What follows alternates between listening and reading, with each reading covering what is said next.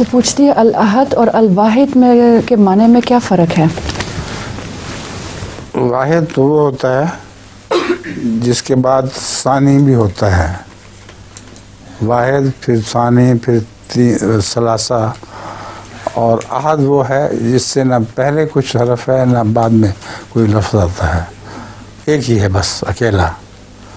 اردو میں جب ہم کہتے ہیں نا ایک، اس کے بعد دو آتا ہے، پھر تین، پھر چار. جب ہم کہتے ہیں اکیلا ہے تو اس کے آگے کوئی لفظ نہیں آتا. اکیلا اکیلا ہی ہے. لطیفہ ہے آپ کا؟ چھوٹا سا ہے، پتہ نہیں. تو سنائے پھر. ایک استاد شاگرد کو مضمون دیتا ہے ہوم ورک کے لکھ کے لانا کرکٹ کے میچ پر. کیا؟ کرکٹ کے میچ پر ہوم ورک دیتا ہے کہ مضمون لکھ کے. جرمن زبان میں سنائیں. جرمن یہ ترجمہ کریں گی؟ جرمن میں مشکل ہے. اچھا اردو میں سنا دیں. یہ ہے ہی اردو میں. تو وہ بچہ اگلے دن کاپی لا کے ٹیچر کے آگے رکھ دیتا ہے تو اس پہ لکھا ہوتا ہے کہ بارش کی وجہ سے کرکٹ کا میچ نہیں ہو سکا.